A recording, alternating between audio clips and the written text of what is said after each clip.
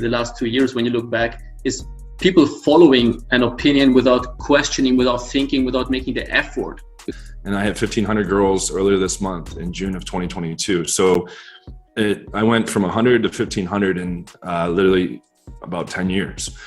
I remember like banging the chick of one of these coaches, and call out, for those of you that don't know, I call out all the scammers, all the frauds. I mean, I fucked this playmate as well. We cold approached her.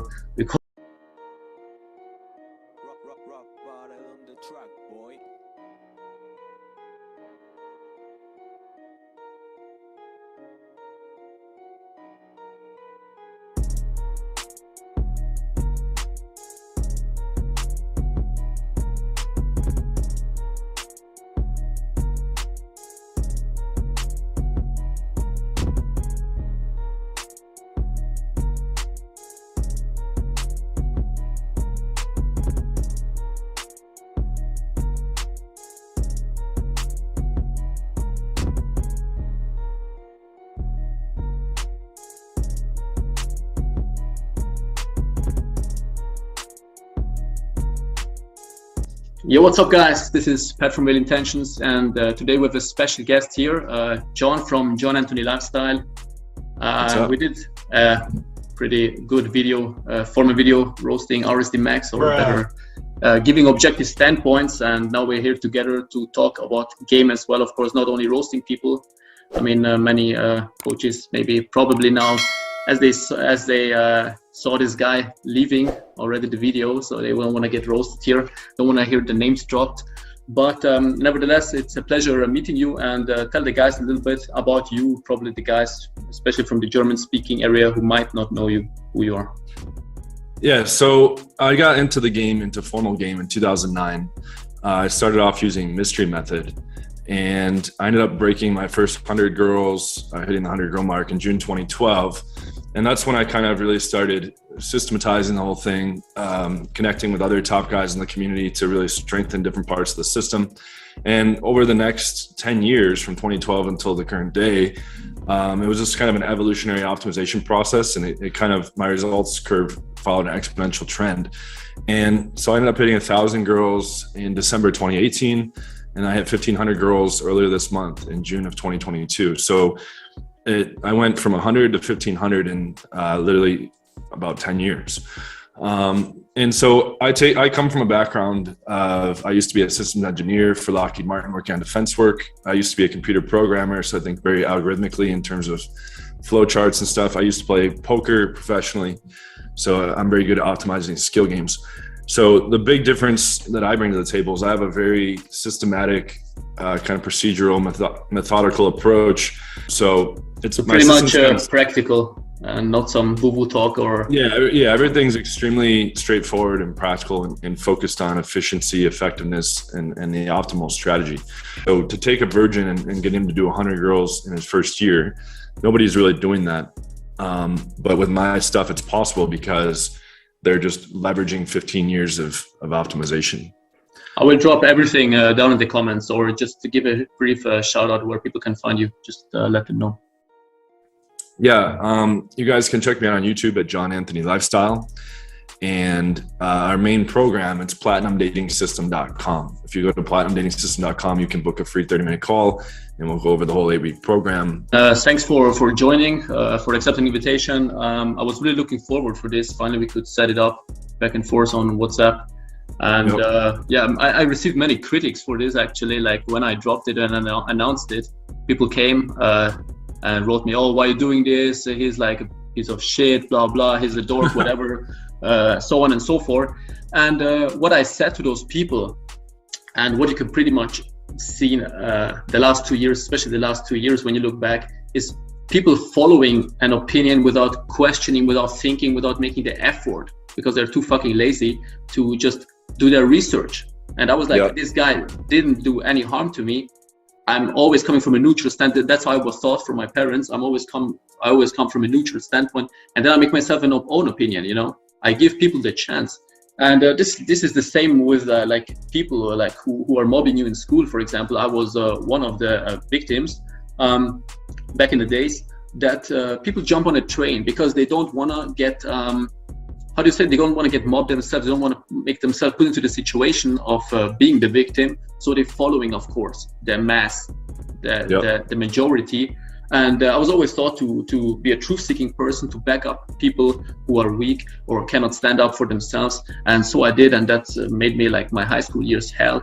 But I was always standing behind. I was standing as well with my opinion, with my standpoints. And I think I'm one of the only guy, apart from John, in this whole industry who always says the truth, who always posts about like his opinion, doesn't give a shit about what is going on, especially with the mainstream opinion for the last 2 years now, where everybody got too convenient because of their cognitive ease to follow the majority without questioning, like fucking sheeps.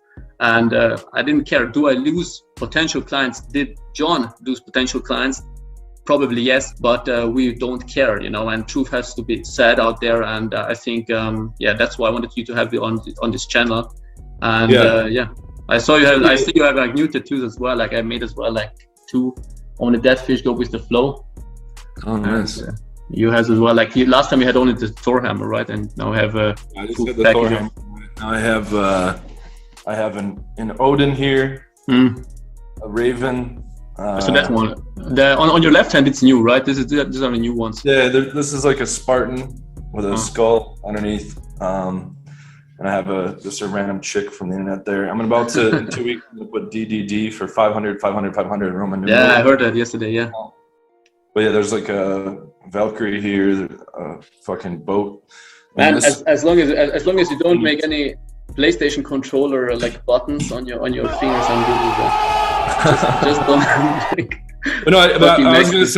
I was gonna say like a lot of the reason why I get like some hate and stuff like that is I call out, for those of you that don't know, I call out all the scammers, all the frauds, all the people that are, you know, just in the space for money, that have shitty systems, that teach stuff that don't work, etc. So I've called out like over 100 people in the space, right? So a lot of them retaliate and say, oh, well, you know, he's a scammer, he's a fraud, or like this or that.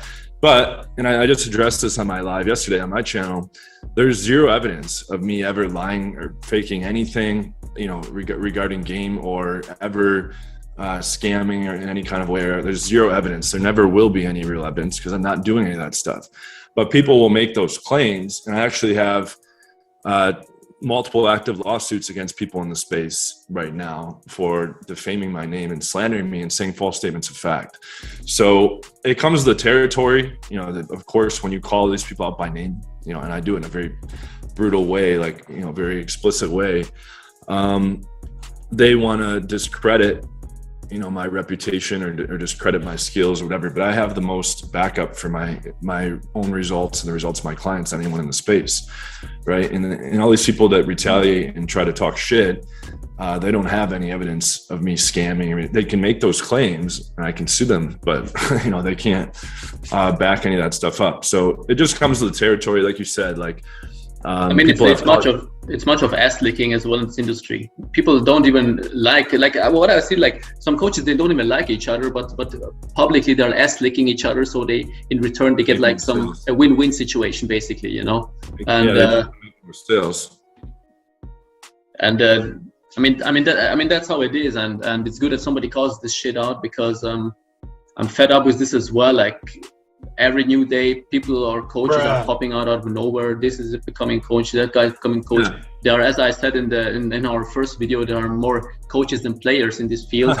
And I've pointed out, you know, that some of these guys are like still in single-digit lay count. Like, they haven't even been with 10 girls yet, and they're coaching. And even, you know, like the main company for the longest time in the space was Real Social Dynamics. I made countless videos showing how they're just trying to extract as much money as possible from people, right? Like RST Tyler, he's not even good with games, right? He's just a good marketer. And they have over 70 products now, and they sell boot camps in packs of 4. And I know guys that have taken like 3 packs of 4 boot camps, and they don't know how to run a night game interaction, right? So their whole thing is just to like dangle a carrot in front of you that you'll never attain. And that way they can keep selling to you for life while pretending to be on your side. So I've talked to thousands of guys that have, you know, parted with all their money in the hopes of getting better at this, to companies like RSD and receive nothing in return of any sort of like upgrade to their life, right? If anything, it usually made them weirder, more creepy, etc. Because RSD was telling them dogmatically to do all kinds of weird shit. I saw that in Vienna, man. It was horrible, really. Like, since RSD like pretty much vanished from the field, it got better because guys were like doing push-ups in the fucking club or on the street, public streets, yelling on the streets Max beat their approach anxiety. Yeah, be fearless, be late on the sidewalk. Yeah, lots of really bad advice. But I've seen what that does to guys. It leads them down depression. It leads them becoming suicidal sometimes. It causes them to end up living on the streets because they spend all their money, to a fake guru. I think that's fucked up, especially since I really love this game and I devoted my whole life to it, basically. And I really respect, people that really put, like guys like Mystery. Like Mystery is the guy I respect the most in the space. I grew up with him as well. Yeah, he had like a systematic approach. He had a methodical approach. And he also didn't have some agenda to just, rob people blind, basically, which is what a lot of guys in the space are doing. So, I respect a guy like that who genuinely wanted to help people, who genuinely provided an amazing system, and who genuinely, had real skill in the game. And then you have a lot of the rest of the space that pretends that they're good at game, but they show zero receipts, they show zero infield, they have a girlfriend or wife in secret that's below average or very average. Shout out to Donovan Sharp. When I first met Devin, guess what? She was a hoe. But I made a whole video showing that they all have girls like that, right? A lot of the girls are like a 2 or a 3 out of 10, and these guys are claiming to be world-class gurus, and they don't advertise that they're with a girl like that. I show that stuff so people know what's going on behind the scenes. Because to me, like say you were coming to a guy about how to earn more money, and secretly he was broke and homeless. Right? Like, it's important for people to know that. It's important for people to see, like, this guy isn't actually wealthy and this guy actually doesn't know what he's talking about. Right? So, because the way that people present themselves, this industry is unregulated. People just take that at face value. So anyone can go on the screen and pretend to be an expert and say that they're really good without having to ever verify it. I mean, you could see it. I mean, people still maybe don't want to believe it, but it's the harsh reality. And I'm as well long enough in this industry already to know some coaches personally or got in touch with some. And I can tell you for sure, like 90% of them are not what they pretend to be on video and not about that life at all. Yeah, exactly. I mean, when I called these guys out or I saw it myself, and I'm as pretty much know many personally or had touch with them, I figured out like 90% are not what they seem to be on camera, off camera, totally different, not getting the girls they talk about, like they're 10s or 9s or 10s or whatever.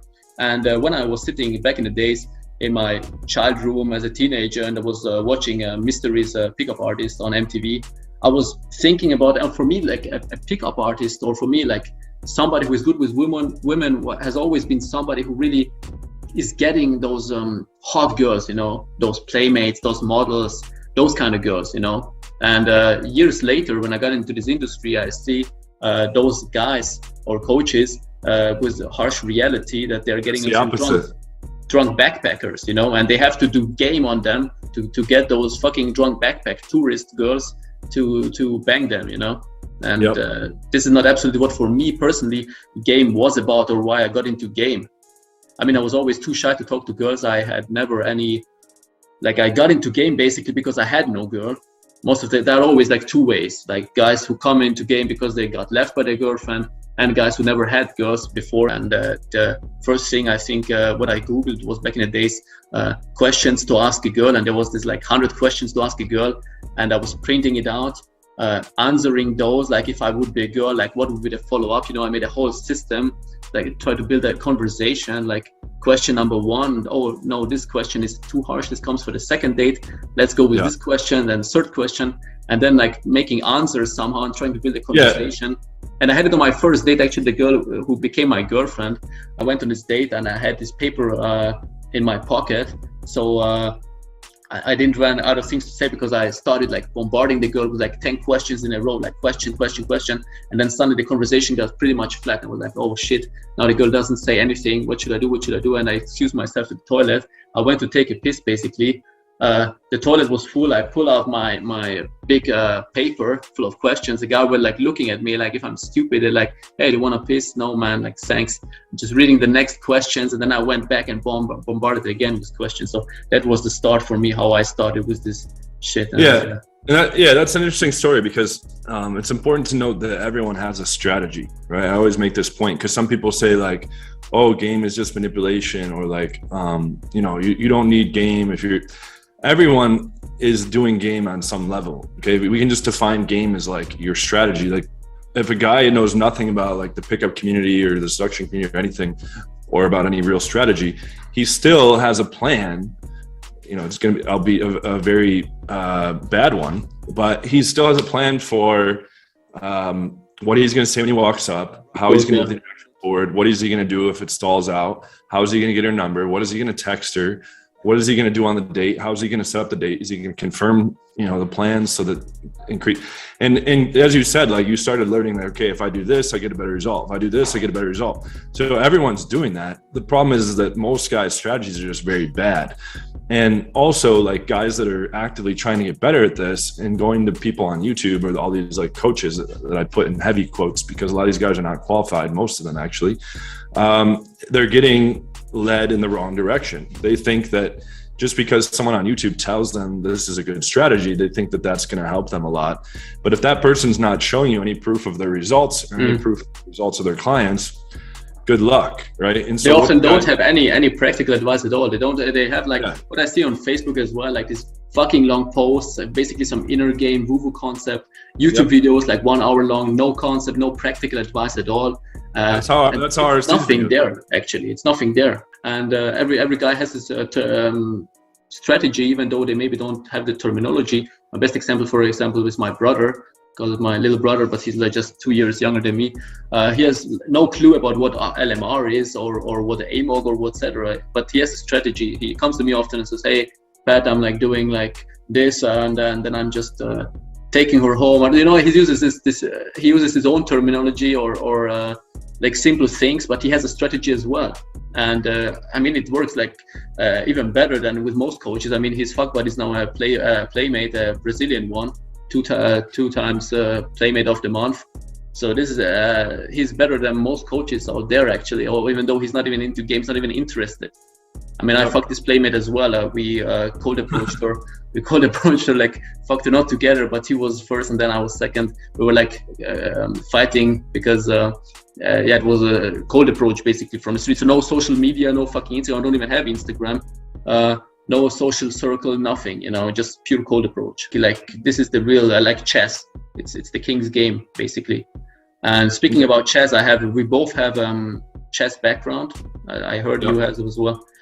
Chess and poker are also skill games, and you're making moves based on the information at hand currently, based on expected value, otherwise known as EV. So you're trying to make high probability moves that aren't guaranteed to get you a win, but over the long term, when you're mostly doing high probability moves, you're gonna win money. Like in poker, for instance, like let's say you make a bet on something where you have like an 80% shot to win or even a 90% shot, and then you don't win. A lot of guys will be like, oh, I should have made a different move. No, you should have done that move because 80% of the time you're going to win or 90% of the time you're going to win. So in the long run, that's a winning move. So it's the same thing in game, and you minimize the luck component by increasing the skill component. There's still always going to be factors outside of your control. There's still always going to be variables that you can't control. But what you do is you try to make the best move based on the information at hand. So I tell guys, like in a night game interaction, you're making a real-time probabilistic assessment of basically, her compliance level, which translates into her general like DTF, like down to fuck level, and also her current logistical situation and how easy it is to beat that. Like, are you like, say the girl is flying out in the morning or she's with a whole big group and she's a designated driver. If I run into a hard logistic like that, I just grab their number and leave because it's not going to really go anywhere and it's too hard to try to pull them. And so is the case with everything else in game. It's a lot of like if-thens. If this happens, do this. If this happens, do this. But it's not all like scripted. Just what's that? See the move of the other part. What move is coming probably, which objection is coming, as I told before. But I compared it as well. For example, the openings. Chess, there are many openings. Each one of them, like they say, every street leads to Rome. Basically, everything can make you getting late or having a successful, getting successful with a woman. But as well with chess is opening. It's not always the same opening. You have to you open and then you see the reaction of the other part, and then you're making your openings. Yeah, so, exactly. Yeah, and in the game they call that calibration, right? So I assume compliance. I assume that everything's gonna go smoothly, and I show guys how to go from open all the way to the close. And there's different things that can happen along the way where it goes off that path, and I show them how to bring it back to the straight line again, move it forward. So my system is very similar to Jordan Belfort's straight line persuasion system, where I outline the steps from open to close, and no matter what comes up, I show guys how to navigate those things. So that way there's no guesswork. They're not being hit with a curveball. It's here's the things that are going to happen over text. When this happens, do this. When this happens, do this. Here's the objections that are come up when you try to take the girl home. When she gives this one, you say this. When she gives this one, you say this. And so guys are already prepared to succeed before they even go and try to do the stuff. And I can imagine the biggest thing or what guys always tell me is that's not me, or that's not me now. That's why I like the word me or you is very waterish, it's not really defined yet, because for 25 or 26, I don't know how old you are, 26, it didn't work out. So probably, I know you're 39. Yeah, I know, but I'm just saying for the guys, I know, even though you look younger actually.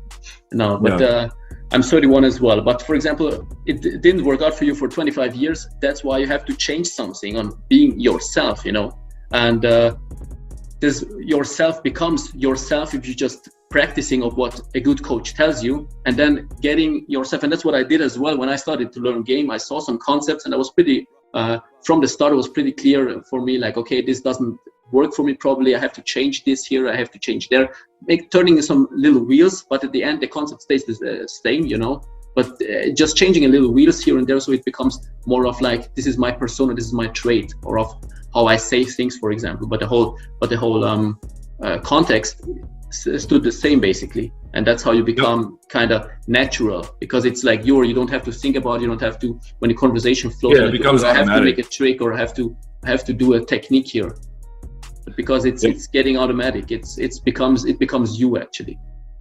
And there's not, even though I said there's certain things to say in certain situations, I just give them the overall structure, and most of the time they're just being themselves. Most of the time they're just interacting normally, but there's a bunch of ways to move it forward and what to do when the girl's not ready to move to the next step yet.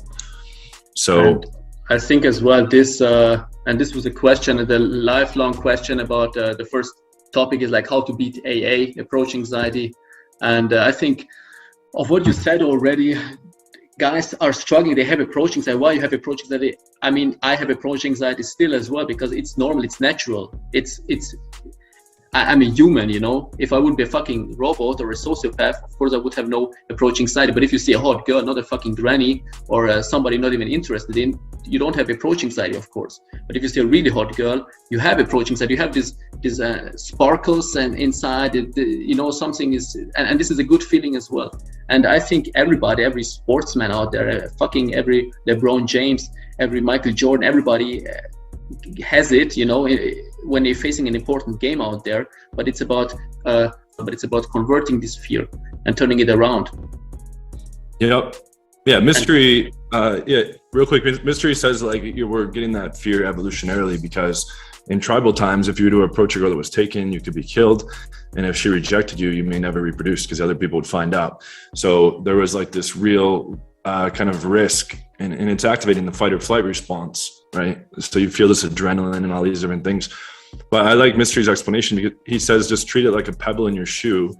You acknowledge that it's there, but you ignore it. And then coupled with the old school 3-second rule, you give yourself no longer than 3 seconds to approach. That forces you to take action instead of sitting there and building up a long list of negative scenarios that could happen, or guys will think she has a boyfriend. What if other people overhear? What if she rejects me? And so on and so forth. John, the thing with the 3-second rule, I somehow personally never really found myself, never really agreed with it, because I was too shy. I was always okay, 3-second rule, going there and say hi, and then suddenly nothing comes out of my mouth, and as RSD did their concept of, oh, just say hi and you already won, which is kind of stupid in my eyes. It's like going there, the guy say hey, or hey, my name is John, or my name is whatever, and he goes like, oh, okay, and there's like this big flat line and you're like standing there and don't know what to do.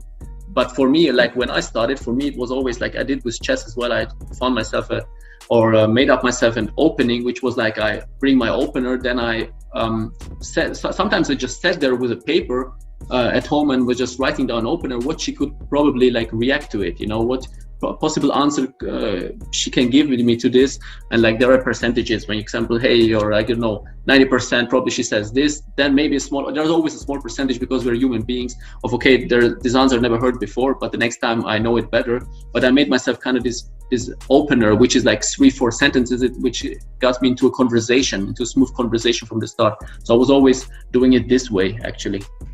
I don't know if you did this as well, or you for it. Yeah, I mean, it's important to know, like, you need a game plan about what you're gonna do like next. It's not the opener isn't even that important. So like, yeah, it's a small victory that you started the conversation instead of not, but also you need to know where to go from there. So a lot of guys will just spin their wheels and have conversations leading to nowhere. They don't know how to move things forward properly, or they make other mistakes, like they'll forget to sexualize, for instance, and then the interaction is just completely platonic and the girl loses interest there.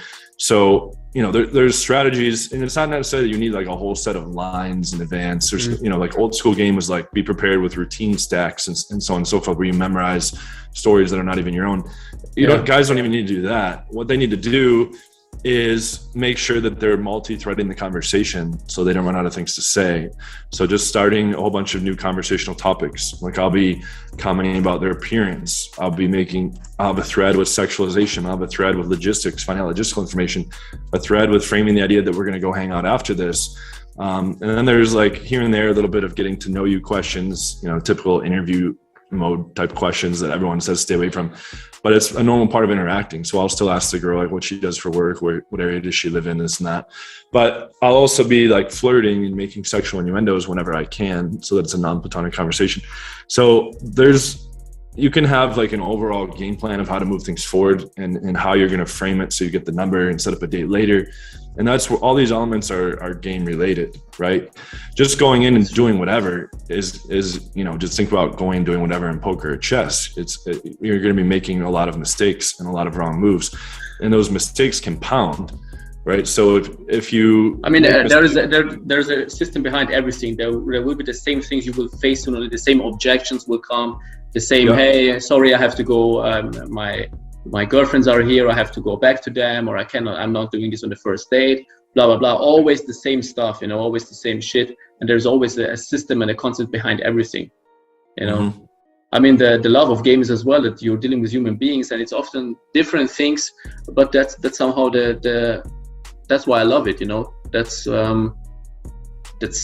that you're dealing with human beings actually, and the reaction can also can always vary here. So yeah, and what I wanted to say as well, or what I wanted to ask you, is when it comes to when is it okay for you to lie or not tell the fully truth to a girl? Is there like, for example, I'm talking about when she asked you, hey, and I had it the last time when some coach said to this guy, he was never in a relationship. This guy was like 30 years old, never was in a relationship before, and this coach told him, oh, just say to the girl when she asks you. And I was like, no, man, this is fully stupid, because she will think like something is weird. Like, you're 30 years old, never been into a relationship. Something is weird with this guy. Why no women want to be in a relationship with him? Why should I? Yeah. So areas where I say it's okay to lie is really just if it's like kind of harmless white lying, right? And only in certain situations. So some examples are like, say the client's like 41, 42. 40 is like kind of a psychological ceiling as being too old. If he looks like he could be like 35 or 36, I'll have him put his age down on Tinder. And then he can still tell her when they're on the date, like it says I'm 32 on Tinder, even though I'm 38. And I tell the girls when we meet up, like, oh, I'm actually 38. I just want to appear in more search results. And 99% of the girls are fine with that. When after story, it gets difficult on Tinder, for example, or online dating. Yeah. Depends on the platform, but it is. Yep. So like that's one. Like another one is if they're like, or are you going on a lot of Tinder dates, or are you seeing a bunch of other girls? I don't ever want to like advertise that I'm a player or come, make them think that. So I say, oh no, I'm pretty busy with work, blah, blah, blah, and change the subject. So I mean, the guys who are doing that anyway, they don't get laid. The guys who are doing, I want to brag, those wannabes there anyway, like they don't get laid anyway. I mean, one thing is as well, okay, when the girl asks you, hey, it was like back in the days when did you have last time sex or whatever, and of course there you can lie as well when you're like a virgin or you had like probably like half year ago sex. Then of course you say something which is in this norm, like 2 weeks or whatever. I mean, nowadays, like when I have dates, sometimes I have to lie when it was like just yesterday or just a few hours ago. When I'm going on another date, I'm just saying, 2 weeks ago. But yeah, it is, for example, as well, like you cannot say, oh, so I'm a virgin, or yes, half a year ago. She will think like, what the fuck is wrong? Like, Yeah, so. And it's the same thing with, like a lot of guys want to like offer up like controversial views or like, like certain things. Like say a guy lives at home and he's like, I just want to make sure she knows that. Like, you don't want to ever like have stuff work against you in the beginning, right? If she thinks like, oh, maybe this guy's a broke loser or something like that. Or if a guy has kids and he wants to just tell that before they meet up, that will scare some girls away before they get to know the guy. So I tell them that after a couple of dates, just little things like that. But people will misconstrue that and say, oh, I'm telling guys to just lie about everything. And that's just simply not true. Mm-hmm. I tell they always point out this DJ stuff of yours. They always say, oh, but you're lying that you're a DJ or whatever. They always point out this in every video. Yeah, so I was a DJ before. Like I have tons of videos and pictures of me DJing events. I was an electronic music DJ before I got into the pickup stuff, just as a fun hobby on the side. But Mystery has this concept called personal identity. Like he calls it cementing your personal identity. And when I say early on, I say every time after I introduce myself, oh, I'm a DJ, I play electronic music. What that does, if it doesn't come across as bragging, of course, because you don't want to make it look like, oh, hey, what do you think about this? But what it does is it imports a bunch of social proof. They think, oh, he knows a lot of people. It imports like different attraction switches, right? Fun or adventurous life. Oh, he's having a lot of fun. His life's probably more fun than mine.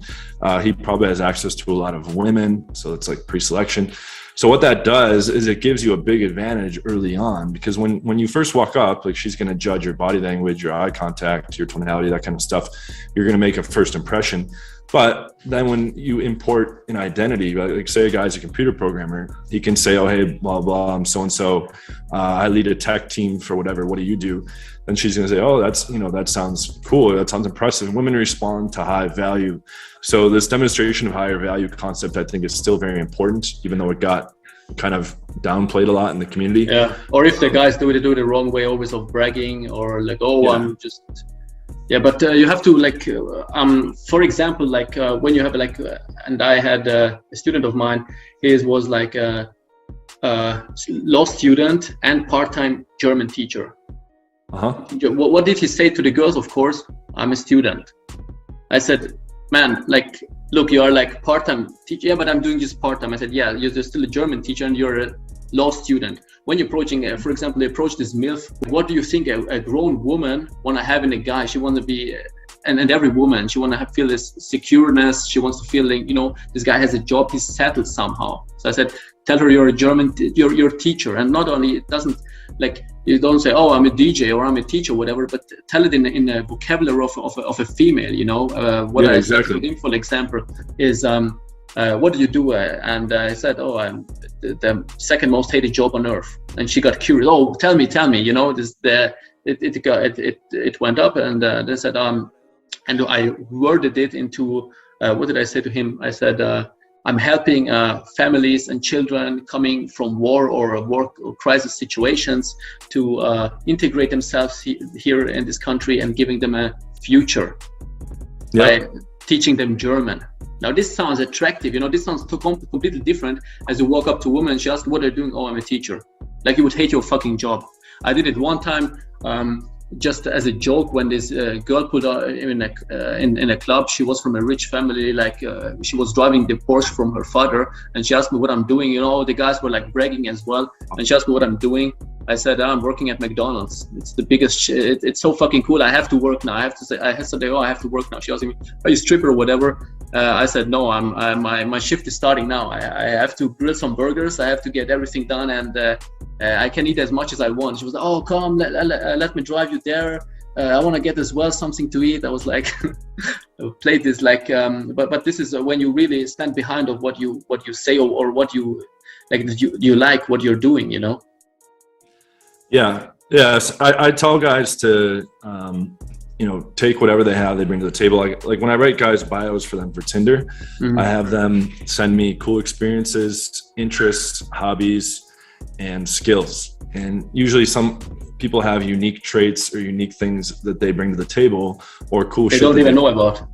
Yeah, or cool shit that they've done, and then they can form stories around that stuff, and it can be true stories. Like the DJ thing isn't fabricated; it's a real thing.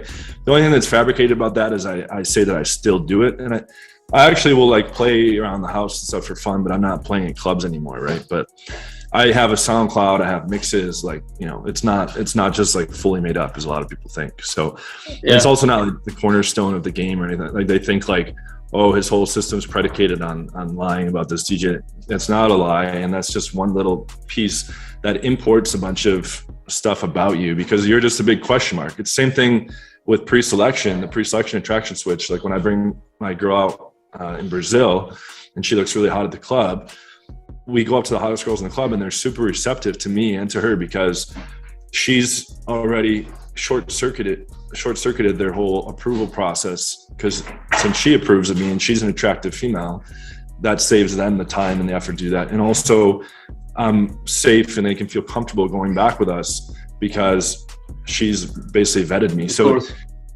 it's kind of like that with pre-selection, but instead you're importing a bunch of value through a profession or a hobby or something like that. And those things aren't essential, but they help give an advantage. But yeah, I know that's. It's the same. It's the same when like guys always come here, and I had guys as well who were like professional poker players. Guy who was in the Guinness World Records, and it's, oh no, I don't want to brag. I completely forgot about this. And it's like, come on, man. Like as well with the DJ stuff, like.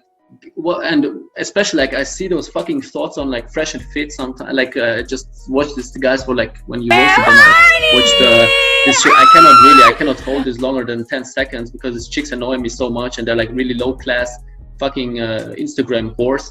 And get asked as well. Oh, what are you doing? Oh, I'm an actor. Or I'm in the film industry, and they're like, where are you doing porn or whatever? No, I'm an OnlyFans girl, Instagram model or whatever, you know? They exaggerate as well, like actress or like, I don't know what, like model or whatever, you know? Yeah, it's like that in LA. Like I was at a party in the Hollywood Hills and everybody that you meet says they're an actress or a singer. And then you ask them like, you know, for what? Like what movies? Which commercial, like? They're always like, oh, I'm still just getting started or whatever. Yeah. But again, like, you know, people, and again, it's not that it's like who can like sound the coolest or whatever. At the same time, they're judging you on how you carry yourself.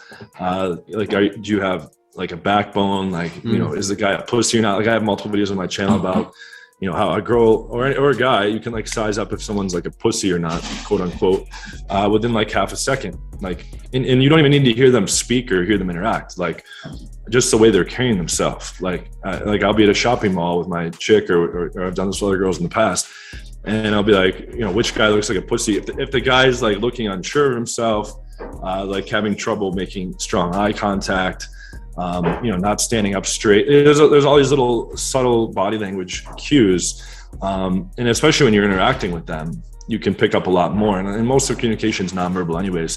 So and women are better than men actually when it comes to this. That's why they can seek out those typical pickup guys with their lines, but they're not congruent of what they are actually, you know? Yeah.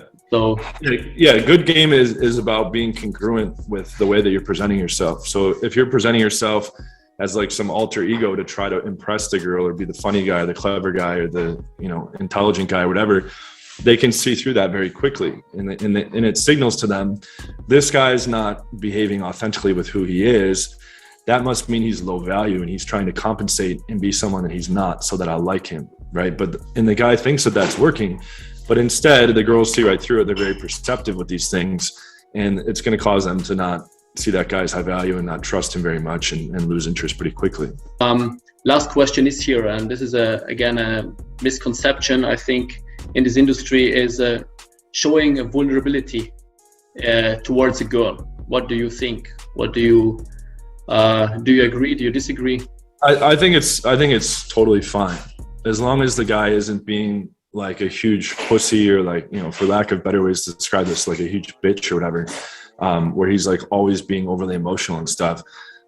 I consider myself, you know, an alpha confident guy. I've dated lots of beautiful women. I know other cool alpha type guys, and it's totally fine to, you know, be vulnerable with girls you're close to in your life and all that. Like this whole thing of like putting on like this front and this facade that you're always like this tough guy and stuff like that. Again, it's not congruent, because like no one is ever like icy cool at all times, and you know, like never experiencing negative emotions or things like that. So I think it's, as long as it's done in a way that's not like very like needy or beta, you know, like if the guy was like crying or something like that, and just complaining. It's more like, you know, you're just owning what you're feeling and stuff like that, right? So, and I don't think a guy really should become vulnerable like too soon. So I don't think the time to be vulnerable is like on the first date or the first interaction. But once a girl's on rotation, or once it's a girl you're seeing for a while and they know you and stuff like that, it's totally okay. It's part of being human to show negative emotions and talk about things that are upsetting you or whatever. So yeah, I think a lot of the advice out there is very far removed from reality. Like this whole thing of like, don't ever double or triple text because the girl will see. That's bullshit. Or like, don't ever buy a girl a drink because you'll be a provider. That's bullshit too.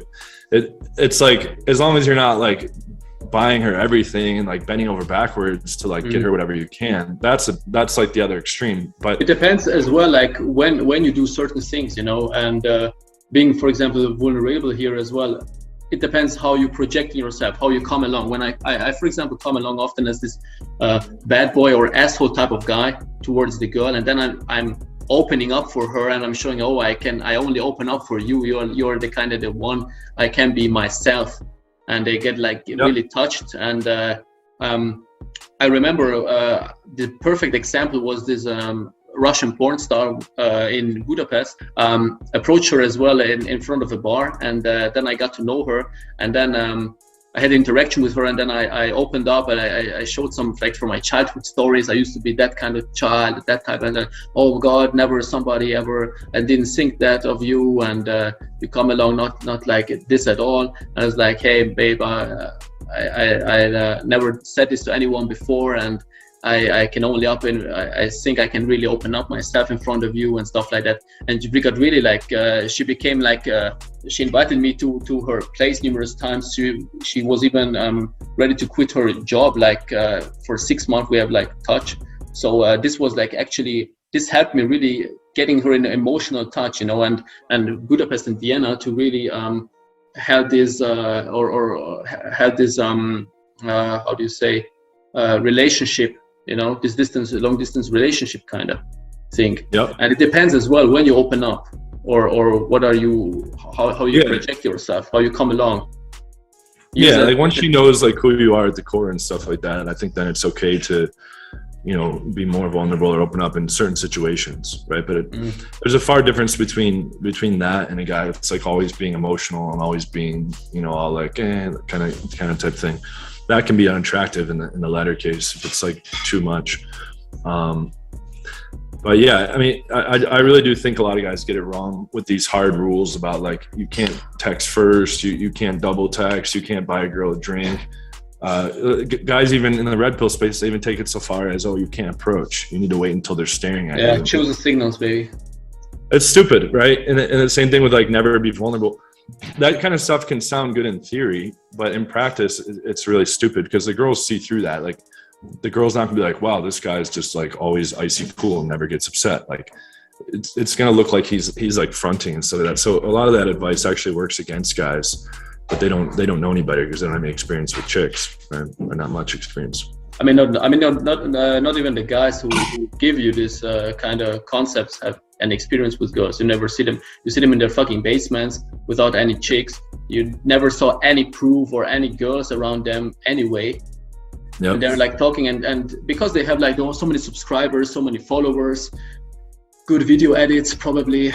Everybody's like falling. That's what people resonate with the marketing. Unfortunately, people resonate. Like when I hit 1,000 girls late count, I was only at 2,000 subscribers on YouTube. I liked your one of the first videos. I really liked the night game concept you explained. I think it was a 1 hour video or whatever, and without any edits, without anything. Like you're sitting behind like a very shitty quality, but it was really about the value, you know. And it's I rather appreciate this than listening to something and then something fancy edits or whatever. And I don't know, like those guys I can listen to when I'm taking a shower, so I don't hear even things, or taking a shit and I'm not concentrating myself on this, you know. There I can, but I think your videos or I always try to make my videos as valuable as much as short as possible, with as much value as possible. And as I said, most of them are not about that life, and not. I had guys really coming from those coaches. You think like they are one of the best in the industry, 200K subscribers on YouTube, 8 weeks in their program, didn't get a single date. No date at all. Didn't get late. Yeah, I hear that all the time. Most guys that come to me, they tried one or more multiple programs typically, and got no results from it. And all of them are from programs. Actually, the ones without any background are actually even have a more or are better from the start to really evolve, because they don't have any misleadings or already terrible advice. You have to really unteach them, you know. So. Yep. And it's really sad. They paid this much amount of money and didn't get a single result. Nothing. No lay. Lay is like, whoa, fuck, man. Like this is like, we don't concentrate about the lays, man. It's about the process. Bruh. Yeah, I'm firmly against that position. I think that this whole trust the process thing is bullshit. But if you're a boxer, for example, and get beaten down every fucking single time, you are trying to ask your coach, hey man, what's the issue here? Like I'm getting a beat on every fucking single time in the ring. So tell me, like, oh, trust the process. And he gets so damaged that he doesn't even, like, this guy is like getting totally brain damaged, that he's like even more damaged than before because of all the punches he gets. Yeah, trust the process is just code word for like, be content with us not delivering your results. And guys like, basically. Yeah, and unfortunately, you know, a lot like companies like RSD, they've even like demonized results. You guys shouldn't care about getting laid. Don't care about getting the result. Imagine that in any other space, right? Like imagine a personal trainer that was like, yeah, in 1 year, you're going to be exactly where you are now, but don't worry about that. Just trust the process. Doesn't even make any sense, but guys buy into it because some charismatic authoritative figure is saying it on YouTube, right? Which is sad. I mean, yeah, especially when you see those people like 200K subscriber and, posting like their fancy video edits, whatever, but they don't mention, for example, like I remember like banging the chick of one of these coaches, and 1 week later the guy, my friend, like shows me his Instagram and this chick was posing there. I'm like, what the fuck, man? Like this was like funny. I mean, I could do these videos as well. I could expose those fuckers as well. I have so much evidence on my phone. I could expose every single fuck, but I don't do it. I'm not doing it for the views or whatever, for the colors, but maybe I will do it in the future. But still, you claim to be a player, but I fucked your wife, you know. That's like, roasting everybody, going against everybody. But yeah, as I said, like 95% you can forget, really. You're one of the few legit guys, in my opinion. And yeah. Thanks, man. Yeah, I try to pride myself on always delivering practical value, always showing the most proof as possible, hundreds of hours of infield, thousands of pictures, hundreds of testimonials, and and basically just calling out every single scammer, motherfucker by name in the space, and taking damage to my business and reputation as a result. But it has to be done. No one else is doing it on that level. So what I wanted to ask you, very, very last question now, where do you see yourself in the future? Like, you're 39, you said. I'm gonna be 39 in October. I'm not sure. What would you say your future plans, or how long can you still do it? Yeah, so currently I live in São Paulo, Brazil, in a nice 2-story penthouse, really high up over most of the buildings in the city. I live with my bisexual girlfriend. We've been together like 2.5 years now. A Brazilian girl who's a civil engineer, and we do pick up together. We have a threesome rotation, and it's one-way monogamous, so I still see girls on the side. And we have 3 dogs now and stuff like that.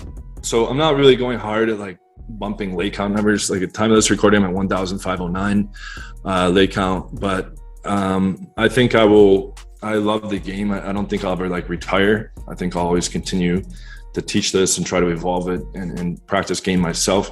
It's a lifestyle, as your channel writes, even like it's a lifestyle. You know, it's not like I'm ending it and that's it. Yeah, and like the means is like an end in itself. So it's not necessarily there's like some big goal. I just like game for the sake of doing game. We still plan to travel the world and do pickup all over the world and document that and show cool stuff on YouTube with that. But my major goal right now is to become the best and most popular company in the space. So we're really trying to become, you know, what RSD used to be, even though they had a shitty offering. It's just a matter of time now. I think definitely by the end of next year, I anticipate being the number one company in the space. High goal stacked. I like it. Yeah, man. Thanks for joining. Thanks for this interview. Sure. Yeah, it was a pleasure. Yeah, make sure you guys check out. We'll have the YouTube link for John Anthony Lifestyle from my YouTube channel, and also our 8-week program at platinumdatingsystem.com. That will be in the description as well. And you guys can get on a free 30-minute call and see if it's a good fit to potentially work together. But yeah, thanks again, man, for having me. Yeah, no problem, man. Okay, see you. Okay, bye then. Thank you. All right, see you.